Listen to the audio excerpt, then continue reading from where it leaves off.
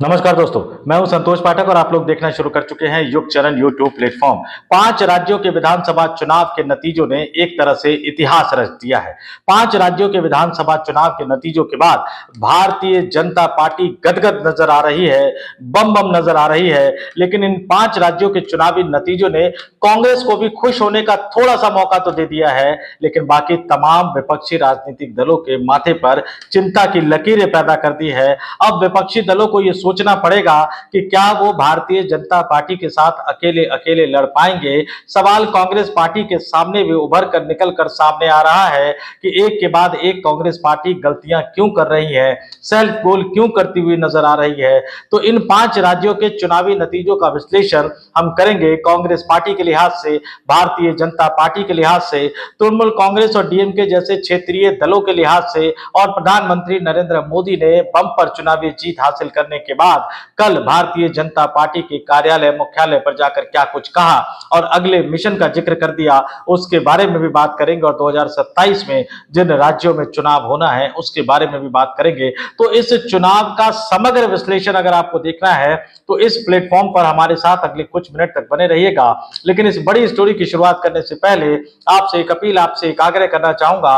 अगर आपने अभी तक इस YouTube प्लेटफॉर्म को सब्सक्राइब नहीं किया है तो आगे बढ़िए, युग चरण YouTube प्लेटफॉर्म को सब्सक्राइब कीजिए, हमारे वीडियो देखिए, वीडियो पसंद आए तो ही लाइक कीजिए, और पसंद आ गया, लाइक कर दिया तो 2-4 लोगों तक बढ़ा भी दीजिए। कमेंट करके हम तक अपने विचारों को जरूर भी पहुंचाइए। और अब एक एक करके मैं बताता हूं। असम, आमतौर पर यह तय था कि असम में भारतीय जनता पार्टी की सरकार की वापसी हो रही है, लेकिन कांग्रेस पार्टी जिस बुरी तरह से हारेगी ये किसी ने सोचा नहीं था। और असम में कांग्रेस पार्टी की ये लगातार तीसरी बार, 2016 हारे, 2021 हारे और अब 2026 भी हार गए और बुरी तरह से हारे हैं। असम में कांग्रेस की ये बुरी हार, ये कांग्रेस पार्टी के नेतृत्व पर और प्रियंका गांधी पर भी कई तरह के सवाल खड़े कर रही है। और कांग्रेस पार्टी को अब सोचना पड़ेगा कि क्या उन्हें अपने संगठन में एक बड़े बदलाव की जरूरत है, नेताओं के एक बड़े वर्ग को तैयार करने की जरूरत है। क्योंकि तमाम लोग ये कह रहे हैं, राजस्थान में जिस तरह से अशोक गहलोत बनाम सचिन पायलट की लड़ाई ने एक तरह से डुबा दिया कांग्रेस पार्टी को,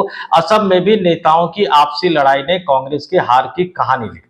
केरल, निश्चित तौर पर वहां पर कांग्रेस पार्टी को एक राहत मिली है, क्योंकि वहां भी लगातार 2 चुनाव वो हार रहे थे और यहां पर राहुल गांधी पहले सांसद थे, अभी प्रियंका गांधी वहां के वायनाड से लोकसभा सांसद है।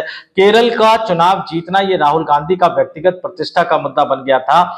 असम भी था, केरल भी था। असम में नहीं जीत पाए, बीजेपी को हरा नहीं पाए, लेकिन केरल में उन्होंने लेफ्ट फ्रंट की सरकार को हराकर सत्ता से बाहर कर दिया है। शानदार सीटों के साथ कांग्रेस पार्टी के नेतृत्व वाले फ्रंट की केरल में सरकार बनने जा रही है। और अब कांग्रेस पार्टी को यह तय करना है कि वो केसी वेणुगोपाल को मुख्यमंत्री बनाकर भेजे, जो कि राष्ट्रीय संगठन महासचिव है। क्योंकि इससे पहले एक जमाने में राजस्थान में जीत हासिल करने के बाद उस समय के संगठन महासचिव गहलोत मुख्यमंत्री बनकर राजस्थान चले गए थे। या फिर केसी वेणुगोपाल की बजाय किसी स्थानीय नेता को वहां मुख्यमंत्री बनाया जाए, ये अब कांग्रेस आलाकमान राहुल गांधी को यह तय करना है।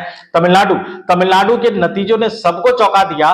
तमाम लोग ये मानकर चल रहे थे कि भैया डीएमके की हार होगी तो एआईएडीएमके की जीत होगी, लेकिन तमिलनाडु की जनता ने यह बता दिया कि बिना जयललिता के, यानी जयललिता की मृत्यु के बाद वो बिना जयललिता के एआईएडीएमके को स्वीकार करने को तैयार नहीं है। डीएमके की भी बुरी हार मिली है और पहला चुनाव लड़ रहे जो सुपरस्टार है वहां के विजय, उनकी पार्टी वहां सरकार बनाती हुई दिख रही है। हालांकि उनको भी साथ सहयोग की, समर्थन की जरूरत पड़ेगी। और यहां पर भी तमिलनाडु में सवाल उठ रहे हैं कि जब विधानसभा चुनाव से पहले वो कांग्रेस के साथ गठबंधन को तैयार थे, 70 के लगभग सीटें देने को भी तैयार थे, तो कांग्रेस पार्टी का वो कौन नेता था जिसने राहुल गांधी को बनाया कि आप विजय के साथ गठबंधन मत कीजिए। लेकिन सबसे ज्यादा जो चौंकाने वाला नतीजा रहा वो पश्चिम बंगाल का नतीजा रहा।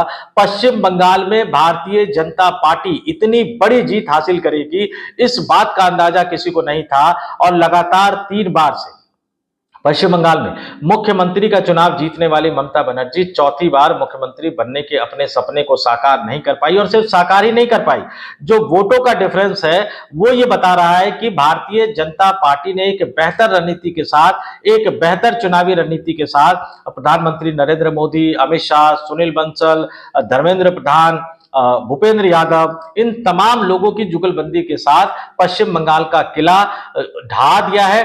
और पश्चिम बंगाल का किला ढाने का मतलब है भारतीय जनता पार्टी की एक बड़ी जीत, और इसका क्रेडिट हमें सबको देना पड़ेगा। आमतौर पर प्रधानमंत्री नरेंद्र मोदी जब किसी भी चुनावी राज्य में जाते थे चुनाव प्रचार करने के लिए, तो वापस दिल्ली आ जाते थे, लेकिन पश्चिम बंगाल में वो कई दिन रुके। उन्होंने राजभवन में निवास किया, गंगा नदी में चले गए, झालमुड़ी खरीदते हुए खाते हुए नजर आए, ये तमाम चीजें करते हुए नजर आए। और अमित शाह ने तो कुछ दिनों के लिए परमानेंट अपना घर पश्चिम बंगाल को बना लिया था। और बाकी जो काम जो नीचे के स्तर पर जो भूपेंद्र यादव ने किया, जो विप्लव देव चूंकि त्रिपुरा में वो सरकार बना चुके थे, त्रिपुरा में लेफ्ट फ्रंट को हरा के, तो उनको पता था कि लेफ्ट की तर्ज पर ही टीएमसी काम कर रही है, तो कैसे हराया जा सकता है, तो उन्होंने अपनी भूमिका निभाई। और सुनील बंसल जो ऑल टाइम फेवरेट है अमित शाह के, जिनको यूपी के मोर्चे पर लगाया तो यूपी का 13 वर्षों का वनवास खत्म कर दिया, जिनको उड़ीसा के मोर्चे पर लगाया तो उड़ीसा में भी उन्होंने सरकार बना दी। और उन्होंने पश्चिम बंगाल में एक बार फिर से इतिहास रच दिया। और प्रधानमंत्री नरेंद्र मोदी जब इस जीत के बाद, इस बम्पर जीत के बाद कल भारतीय जनता पार्टी के कार्यालय पहुंचे, मुख्यालय पहुंचे, तो उन्होंने सीधे कहा कि गंगोत्री से लेकर गंगा सागर तक कमल खिला है। यानी गंगोत्री से लेकर गंगा सागर तक जहां जहां से गंगा नदी निकलती है वहां वहां भारतीय जनता पार्टी की सरकार है।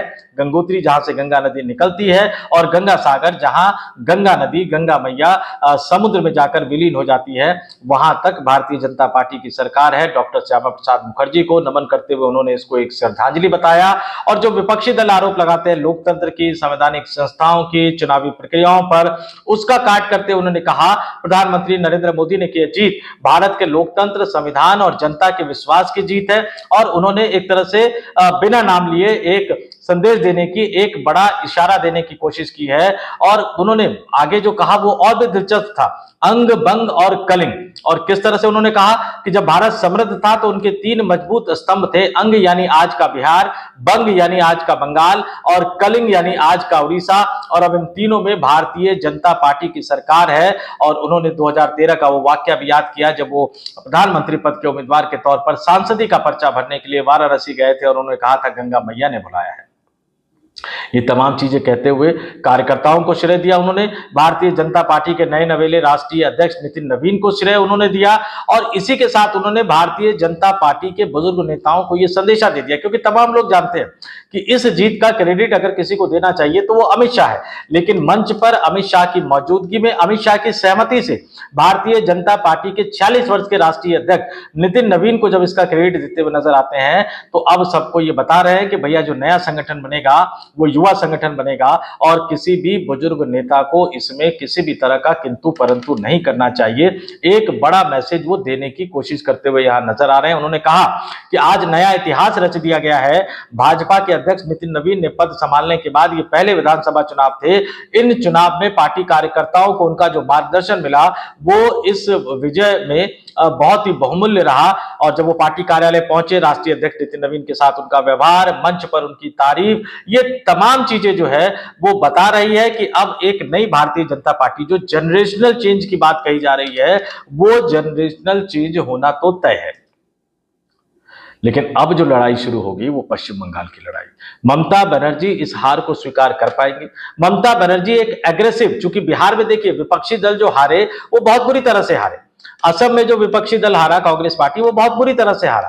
केरल में लेफ्ट बहुत बुरी तरह से हारा। तमिलनाडु में डीएमके बहुत बुरी तरह से हारा। लेकिन पश्चिम बंगाल में हारी तो सही है तृणमूल कांग्रेस, लेकिन उतने बुरी तरह से नहीं हारी है। और ममता बनर्जी में विधानसभा के अंदर भी संघर्ष करने का मादा है और सड़क पर उतरकर भी संघर्ष करने का मादा है।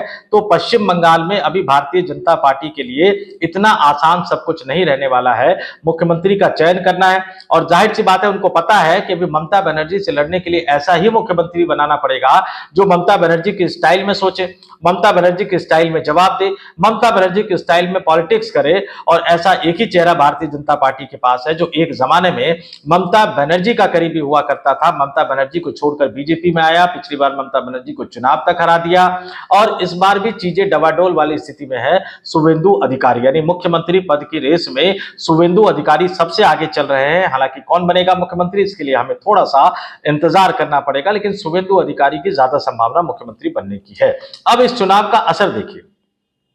विपक्षी राजनीतिक दलों में जो 3 बड़े, बल्कि कांग्रेस को लगा के 4 बड़े राजनीतिक दल कहूं, कांग्रेस की केरल में सरकार बन गई, लेकिन असम हारे, तमिलनाडु में फैसला गलत हो गया। समाजवादी पार्टी को भी लड़ना है उत्तर प्रदेश में चुनाव। तृणमूल कांग्रेस जो बड़ी विपक्षी नेता हुआ करती थी, हार कर सत्ता से बाहर हो गई। डीएमके जो बड़े विपक्षी दल के घटक हुआ करते थे, सहयोगी दल हुआ करते थे इंडिया गठबंधन के, वो हार कर सत्ता से बाहर हो गए। अब जो बड़े नेताओं में बच गए हैं अखिलेश यादव, और अखिलेश यादव के उत्तर प्रदेश में अब ज्यादा महीने नहीं रह गए हैं। 2027 यानी अगले साल फरवरी में उत्तर प्रदेश में विधानसभा चुनाव होना है, और प्रधानमंत्री नरेंद्र मोदी ने वाराणसी का जिक्र करके महिला आरक्षण पर समाजवादी पार्टी की आलोचना करके, अन्य विपक्षी दलों की आलोचना करके अपना ट्रेंड बिल्कुल सेट कर दिया है। चुनावी बिगुल एक तरह से फूंक दिया है। बिहार में जब वो गए तो बिहार से बंगाल का चुनावी बिगुल फूंक दिया था, और बंगाल से वो उत्तर प्रदेश का चुनावी बिगुल फूंक रहे हैं। तो अब विपक्ष में जो बड़े नेता इकलौते रह गए हैं, एक दल और भी है हेमंत सोरेन, लेकिन वो वहां पे सत्ता में है, बहुत ज्यादा लोकसभा सीटें वहां से आती नहीं है। तो अब अखिलेश यादव के लिए बड़ी समस्या हो गई है कि क्या वो अकेले भारतीय जनता पार्टी का सामना कर सकते हैं। और मैं बता दूं आपको, 2027 यानी अगले साल फरवरी में उत्तर प्रदेश में, उत्तराखंड में, पंजाब में, मणिपुर में और गोवा में विधानसभा चुनाव होना है, जिसमें से उत्तर प्रदेश, उत्तराखंड, मणिपुर और गोवा में वर्तमान में बीजेपी की सरकार है, जिसको बीजेपी रिपीट करने की कोशिश करेगी। पंजाब में आम आदमी पार्टी की सरकार है, यहां बीजेपी अपनी सत्ता लाने की लगातार कोशिश कर रही है। और उसी 2027 में दिसंबर के महीने में गुजरात और हिमाचल प्रदेश में विधानसभा का चुनाव होगा।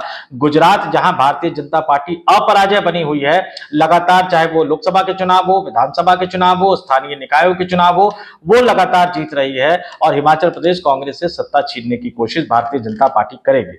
लेकिन इस चुनाव का अब जो है वो तमाम राजनीतिक दलों को, खासतौर से विपक्षी राजनीतिक दलों को और खासतौर से कांग्रेस पार्टी को सोचना पड़ेगा कि क्या अब वो नितिन नवीन यानी 46 वर्ष के नितिन नवीन का मुकाबला करने के लिए एक युवा राष्ट्रीय अध्यक्ष बनाएंगे। और वो युवा राष्ट्रीय अध्यक्ष अगर बनेंगे तो मल्लिकार्जुन खड़गे को क्या वो कर्नाटक का मुख्यमंत्री बनाकर भेजेंगे? इस तरह की खबरें कांग्रेस के हलकों से निकलकर सामने आ रही है। और अगर मल्लिकार्जुन खड़गे को कर्नाटक भेजेंगे तो फिर केसी वेणुगोपाल का भी केरल का मुख्यमंत्री बनना लगभग तय है। और फिर राष्ट्रीय अध्यक्ष भी नया होगा, संगठन महासचिव भी नया होगा, और कांग्रेस पार्टी की पूरी टीम भी नई होगी। लेकिन सवाल ये उठता है कि क्या राहुल गांधी ये कर पाने में सक्षम है? और मैं क्यों सवाल उठा रहा हूं, याद कर लीजिए, सचिन पायलट को भेजा था प्रदेश अध्यक्ष बना के, सचिन पायलट जीत दिलवाया, मुख्यमंत्री बनाना था, लेकिन बुजुर्ग नेताओं ने मिलकर अशोक गहलोत को मुख्यमंत्री बना दिया। याद कीजिए, तमिलनाडु में विजय, जब वहां पे भगदड़ मची, सबसे पहले विजय को फोन करने वाले राहुल गांधी थे, और विजय पूरी तरह से राहुल गांधी के कारण कांग्रेस से समझौता करने को तैयार थे। लेकिन बुजुर्ग नेताओं के दबाव में राहुल गांधी पीछे हट गए। अगर वो समझौता करते तो तमिलनाडु में एक बड़ी विक्ट्री के, एक बड़ी जीत के साझेदार होते।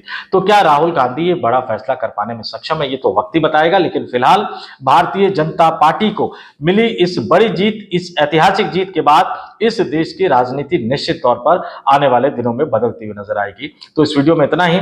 जाते जाते फिर आपसे अपील, आग्रह करूंगा, वीडियो पसंद आया हो तो वीडियो को लाइक कर दीजिएगा, कमेंट करके अपने विचारों को हम तक पहुंचाइएगा और 2-4 लोगों तक फॉरवर्ड कर दीजिएगा। चैनल पसंद आया हो तो चैनल को सब्सक्राइब जरूर कर लीजिएगा। मैं फिर से दोहरा रहा हूं, अगर आपने अभी तक इस यूट्यूब मंच को सब्सक्राइब नहीं किया है तो आगे बढ़िए, युग चरण यूट्यूब प्लेटफॉर्म को सब्सक्राइब कीजिए, हमारे साथ जुड़े रहिए। तो इस वीडियो में इतना ही। मुझे यानी संतोष पाठक को दीजिए इजाजत। आप तमाम लोग देखते रहिए युग चरण यूट्यूब प्लेटफॉर्म। बहुत बहुत धन्यवाद, आभार, नमस्कार।